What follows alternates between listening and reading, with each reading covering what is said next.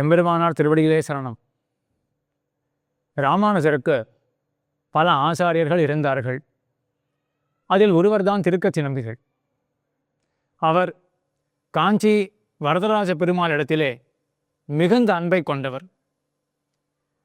அப்படிப்பட்ட பக்திக்கு தோற்று ராமானுஜர் அவரை குருவாக அடைய வேண்டும் என்று ஆசைப்பட்டார். ஆனால் திருக்கச்சி நம்பிகள் சில வரம்பை மீற வேண்டாம் என்று குருவாக ஆக மறுத்தார். அது ஒரு பொழுது இருந்தாலும், அது ஒரு பக்கம் இருந்தாலும், ராமானுஜருடைய ஆசை என்ன என்றால், திருக்கச்சி நம்பியினுடைய பிறவியை பார்த்து அவரை விட்டு விலகுவது மிகவும் தவறு. திருக்கச்சி நம்பியினுடைய மிக அதிகமான பகவத் பக்தியை கண்டு அவர் திருவடிகளிலே விழுந்து அவரை குருவாக ஏற்பதுதான் சரி என்று ஒரு திருவுள்ளத்தை, ஒரு நெஞ்சத்தை கொண்டவர் சுவாமி ராமானுஜர். திருக்கச்சி நம்பி மறுத்த பிறகும் கூட அந்த திருக்கச்சி நம்பியுடைய உச்சிஷ்டத்தை, அதாவது உண்ட மிச்சலை தான் உண்ண வேண்டும் என்று ஆசைப்பட்டார். உச்சிஷ்டம் சுபாவனம் என்று சொல்லுவார்கள். அதாவது பரமபக்தர்கள் உண்ட மிச்சலை நாம் உண்டோமே என்றால் அதே போன்ற பக்தி நமக்கும் விளையும் என்று.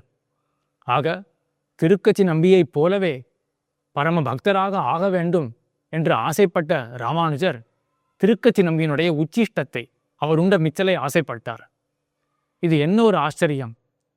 இவரோ பிராமணர் ராமானுஜர், திருக்கச்சி நம்பிகளோ சூத்திர குலத்திலே தோன்றியவர். ஆனால் அந்த பிறவியை எல்லாம் பார்க்கவில்லை சுவாமி ராமானுஜர். அவர் பார்த்ததெல்லாம் திருக்கச்சி நம்பியினுடைய உயர்ந்த நிலையை, ஞானம் பக்தி என்ற உயர்ந்த நிலையை மட்டுமே பார்த்தார் சுவாமி ராமானுஜர். இது அல்லவோ முறை? இப்படித்தான் எல்லா காலத்திலும் இருந்திருக்கும்.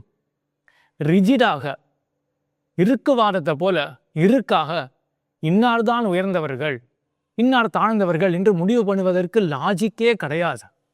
இந்த பிறவியிலே பிறந்தாயிரத்தே என்றால் அவர்கள் உயர்ந்தவர்கள்தான் என்றோ, இந்த பிறவியிலே பிறந்தாயிரத்தே என்றால் அவர்கள் தாழ்ந்தவர்கள்தான் என்றோ சொல்லுவதற்கு லாஜிக்கே கிடையாது.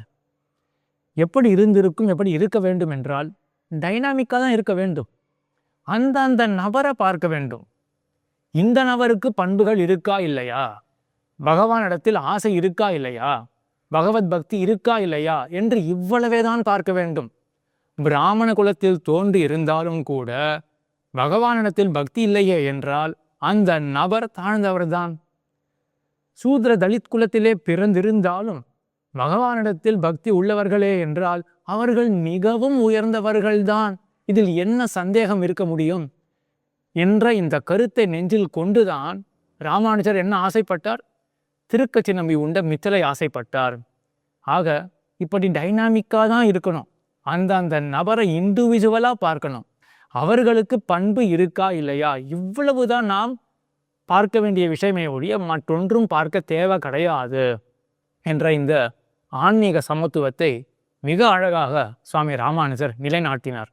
எம்பெருமானார் திருவடிகளே சரணம்.